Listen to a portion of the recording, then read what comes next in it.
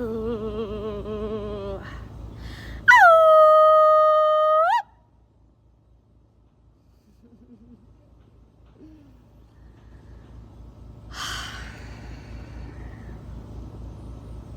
So when we howl, we are doing a couple of different things in my experience and my belief. The most important thing that I believe we are doing is connecting with wolf spirit. And when we connect with wolf spirit, we are connecting with the resiliency that lives inside of these beautiful animals. As many of you probably know, especially if you've read any of Clarissa Pinkola Estes' work, it's been, the wolf and the woman, their souls are inextricably linked and they are mirrors to each other. Wolf and woman have a lot in common, and they share a lot of similar instincts and intuitiveness. So when we are howling, I do believe it is our way of connecting, especially as women, but as all people. We are connecting with the resiliency and the instinct of these creatures. And these are creatures who are hunted and tortured and killed, even though they are endangered. And they are still resilient. And they are in need of our help as humans, but also they are very beautiful, I said the word resilient already, but also capable creatures. And I feel like because we're connecting with their spirit, we're also connecting with that sense of intact wildness that lives within, and the freedom of what it means to be wolf. And wolves are very communal. They are very playful creatures. They are excellent hunters, and they are emotionally adept creatures. They also mate for life. There is wisdom that we as people can learn from. And so when we howl, we are connecting with those kinds of skills and those kinds of practices, and calling it into our body and calling out for it externally. Wolves use their voices to communicate with their tribe over miles and miles and miles, right? And another cool thing is that every wolf's howl is unique, like every person's howl is unique, right? We all have our unique tonal frequency. And so this is the energy that we're connecting into when we howl. We're connecting into playfulness, freedom, instinct, community, devotion, love, play, and fierce ability to be resilient and skilled hunters when needed, right? There's a power, there's a fierceness, there's a ferocity, there's a wildness, there's this sensing knowing to wolves, and it's beautiful.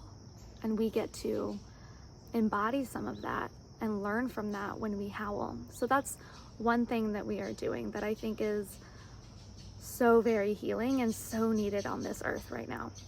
The second thing we are doing is when we howl, we are asserting our presence into the spaces that we are a part of, into the spaces we live. Just like the hawk does when it screeches, just like the trees do when they root up and blossom. What we're doing here is we are asserting our life force energy. We are bringing our life force energy fully online and in the present moment, which is when it is most useful.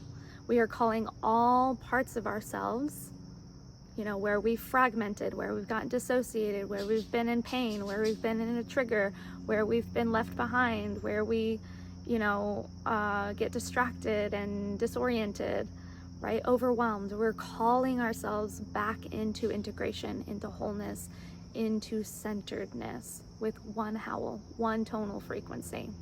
And that's very impactful, because when we are whole and we are present, that is when we can do the most impactful work, whether we're doing it internally, whether we're doing it in person in community, whether we're just doing the dishes that way, right? When we do something with our full awareness, our full presence, our full sensing body, that is when we are alive, most alive.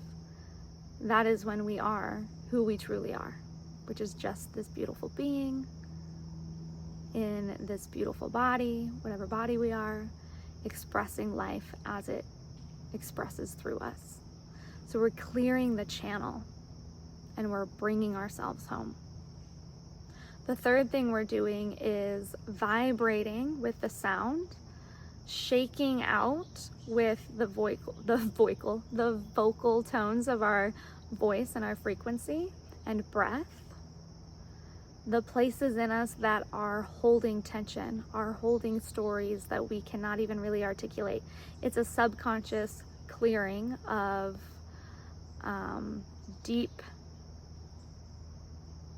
patterns that have just been either triggered in us via what we've been watching on the news, or, you know, with a partner, maybe we had a bad fight, or, you know, like any way that we're triggered, like this is clearing and helping to stabilize and recohere these parts of ourselves that need to come into coherence with the truth of our soul. And the sound, any sound that we make, is evidence of what is living within us. So our howl, if it's strong and loud, is like a sign of health, right? If our howl is whimpery or shaky, no judgment, it's sign of, you know, there's some incongruency. So what we're doing is coming into this beautiful resonance of our body, our truth, our essence, and we're learning how to cohere it, heal it, move it, and embody it. It's a really beautiful practice. It's something that we can do alone first and then with others, and often it inspires other people. One of the greatest stories I have about howling is that, since this has been a practice that I've done since I was very little, I've been always very comfortable howling in public spaces, even if, you know, other people are like, what is this crazy person doing? I've just always loved it. It's brought me out of my mind and into my body. And I was in Boulder hiking, I can't remember the mountain that I was hiking at the time, but it was a long hike up, and there were arches up there and you could see all of Boulder and even into Denver, and it was just so beautiful. And as I was descending, after I spent some time on the mountain, I let out a howl, and this man stopped. He was with a whole big group. This man stopped and he let his group go on, and he approached me and he said, what are you doing? Like, do you mind me asking? Because like I felt that viscerally in my body, and I have no idea what it means, but I like felt that, and I'm curious about like why you practice that or what you're doing. And I said, you know, I just felt like my body needed to howl. It was something primal at the moment. This one wasn't for clearing, and this one wasn't for, you know, healing. This one was more of an expression of my primal connectedness to the hike that I had just done, and to just feeling in awe of the beauty all around me, the birds and the crows and the creatures and the trees that I was sitting with in nature during this hike. And so I had shared some of this with him, and I then invited him to howl with me, and the like color drained from his face. He was just like, no, I cannot do that. Like, I don't know how to howl. I don't even know if I can make that noise. And I'm like, well, that is the point of howling. It is to free us of our conditioning. It is to free us of the shapes that we have lived in and been living in. And it is to shake the pelt, to shake the bones, to shake the body, to stir up the life force, and remind us that we are always free and whole, that we have not just a right, but an innate ability to be free and sensing and expressive. Our voice is meant to be loud. Our voice is meant to be beautiful. Our voice is meant to be heard. Our voice is sometimes soft, but it is still powerful. Our voice may sometimes shake, and it is still resonant, right? The howl literally is medicine for each of us in different ways. And he actually took a couple breaths. We got down on all fours. We connected with the earth. We connected with the rocks. We took some breaths and we howled together. And he was so shocked by the sound that came out of him that he started to I think his face got flush. I don't think he cried, but I think his face got flush and he got a little shaky, right? He was like, what is that? It's the body remembering. It's the body releasing. It's the body returning home, right? Howling is a beautiful practice and it's so powerful. It is so wonderful. And it's just something that I am so grateful to have, and so grateful to practice, and so grateful to deepen with. And I am so blessed for the time and the grace and the reminder from Wolf Spirit that howling is essential. And even when we are hunted, even when we are pushed out of our lands, even when we are killed and massacred and suffering, even when our packs are being torn apart and our lands are being devastated, we are resilient. We go on. We find a way. To me, that is what Wolf is teaching in this moment. And Wolf is fighting a big battle with us humans. And us humans are fighting a big battle with other humans. And this is the message that is just so clear to me in this moment. And this is why I believe howling is essential. And so I offer it to you as a sacred practice. I don't offer it as a tool of just healing and somatic release, which it quite surely is. I offer it to you from this frequency and from this devotion of healing and interconnectedness of all of Earth's great, beautiful creatures, land, human, all beings otherwise. So I wanted to share it. I really just wanted to share it. I think it's big medicine for the world, and it doesn't cost anything to howl. It doesn't take any real practice, really. Maybe a little bit of courage, if you've never howled before. It can seem a little daunting, but it's so freeing. It brings your body and your heart and your womb and your voice into such clear resonance and unity, and you feel a sense of clearing, a sense of almost like if you're standing underneath a waterfall and it's the perfect degree of cool. It's not icy cold, but it's the most refreshing cold water, and it just clears the vessel, it clears the body, right? It's like that. So I wanted to just share this practice because I think it has more impact than I have allowed myself to really cherish and honor. I'm gonna start with a howl. I'm gonna teach you how to howl. It's so easy, and then I'm gonna send you on your way, and maybe I will hear your howl across the winds, and whatever wind direction decides to bring it in, I will hear you, and you will hear me, and we will hear each other. And that is what is so sacred about the howl, is when wolves howl, they actually howl to communicate to their tribe. They're not howling at the moon. They are howling to communicate to their tribe. They're calling out to their people. They're calling out to their clan. And it's the same for us. We're not just calling out to each other. We're calling out to the earth. We're responding to the earth. We're sharing with the earth and the trees that live around us, and the grass and the squirrels and the hawks and the owls and whatever kind of beautiful creatures you have, maybe coyotes. You're responding and communicating to them what's real, and they communicate and respond back. And it's so effortless, and it brings us all into deep resonance with what is actually true here.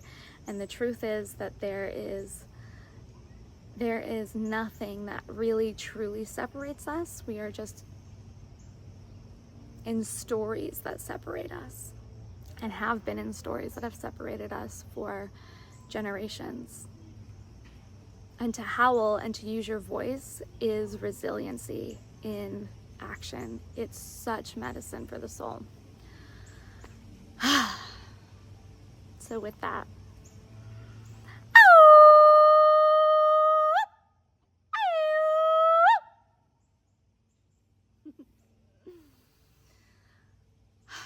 so when we first howl, it can be really scary, especially for some of us who have stories around what it means to share the voice and to have a voice.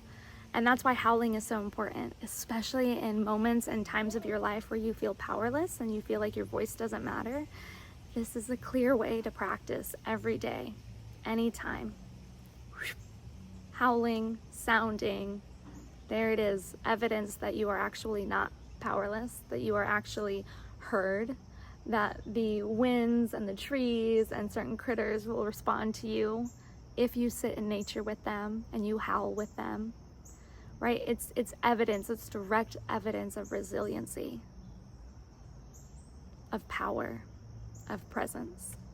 And so it doesn't come from here. No. Sometimes it comes from here, but more often than not, it comes from the deeper places, like our wombs and our guts and our power center, which is down here. But it's like your navel, right? This power center. And we draw it up first from the earth.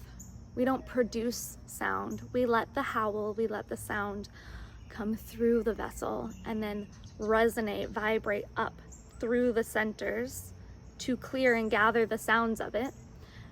And when it's ready, it rolls up and out of the throat. And the throat is not tense and tight. And you're not just like doing this, but like there's this beautiful, cohesive container that's happening where you're drawing the energy up. The resonance of your body, whatever howl comes out, it could be full of grief or full of joy or full of anguish or both and all. Right? It's going to sound different every day. But that's what's happening as we pull it up through the breath, through the body, through the earth, and then we let it out through the vocal cords and the vocal box. And we don't judge it. If the voice shakes and it sounds a little more like a coyote or, something else, like there's no judgment here. Howling is howling. It's your specific tonal frequency. And it will change and adapt the more that you interact with it and listen to it and respond to others through it. Yeah. So when we do this, I think the best way to do it is to get on all fours. Truly, I really believe this, is to get on all fours and to take like 3 to 5 grounding breaths. I'm doing it on my deck, but I highly encourage you to do it like on the earth floor. So you'll just take a couple deep grounding breaths. Maybe you close your eyes or you keep your eyes open. And you really just feel your feet, your ankles, the palms of your hands. Let out a couple sighs, kind of start to warm up the capacity of the lungs with deep breathing.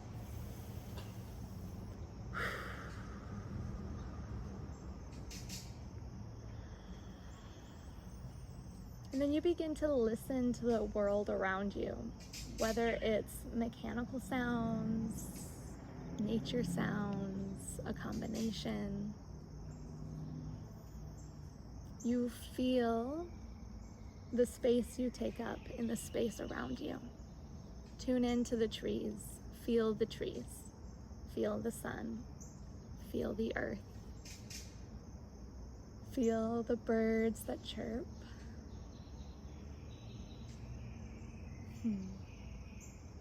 And then notice where in your body you feel the most energy.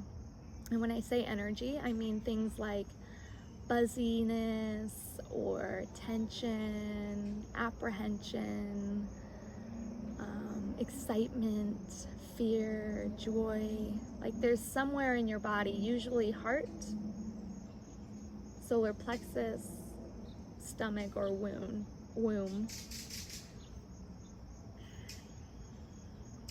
And you connect to that space with breath.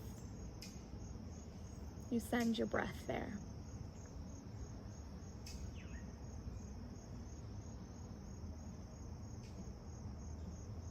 And when you feel connected to your body and to the earth and to the other beings and sounds around you, you take a deep breath in and you imagine that you're breathing up through the center of the earth. And then on the exhale, you let it out.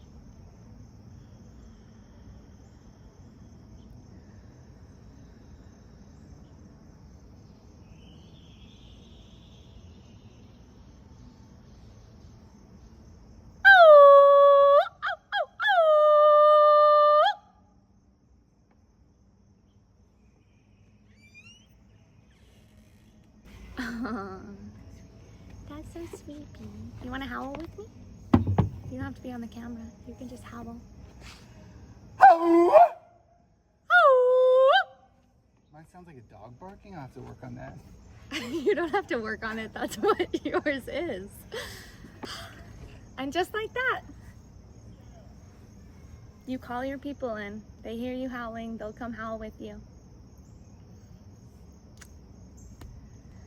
And as you can see and as you heard, like all of our howls sound different. And they sound different at any given time of day and time and place. Howling is unique to your vessel, and it's you not just cleansing and clearing the body, but opening yourself up to being heard and seen and received. So after you howl, I really encourage you to just like sit and feel the shift that one howl can bring into your life.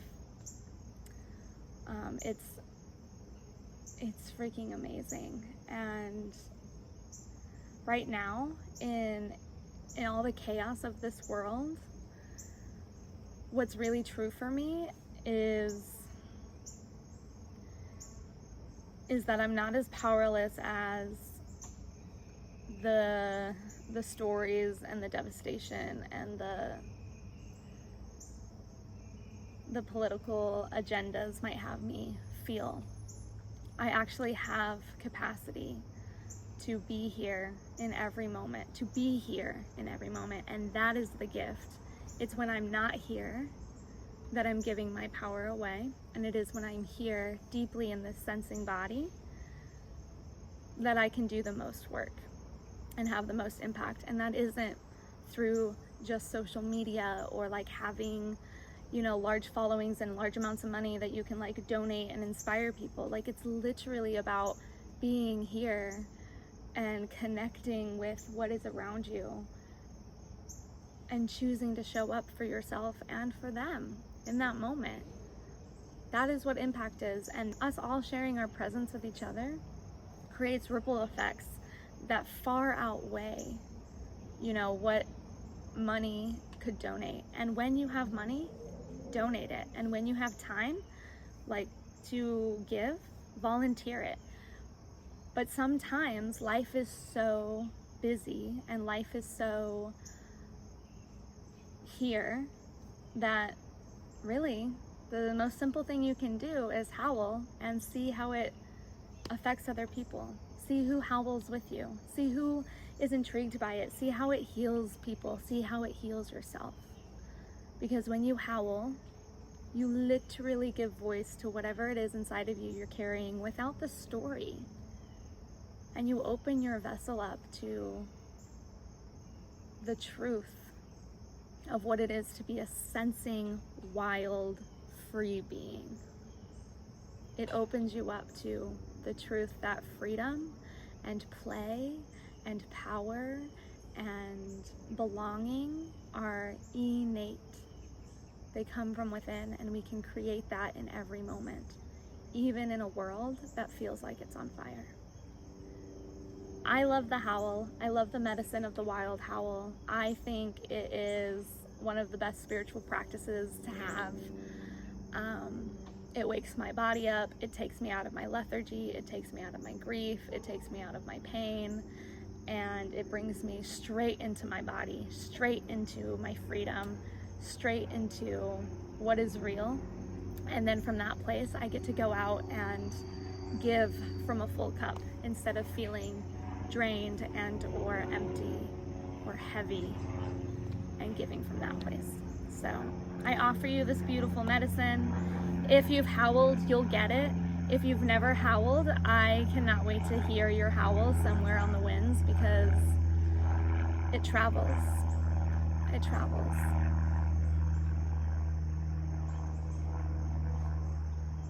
It brings us all together. Yeah.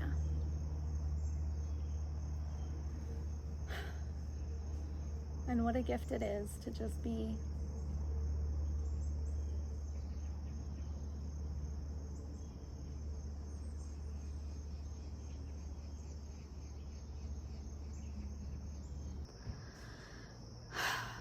Thank you for tuning in. I honor the beautiful howl that comes from you. I would love to hear it. So, I don't know, maybe connect with me on the socials. I'll put all of that down below, and you can just send me a beautiful howling video. And I hope to howl with you all soon. I hope to hear your howls on the wind. I hope you hear mine rushing through the trees on its way to you. And I send you off. Oh! Much love.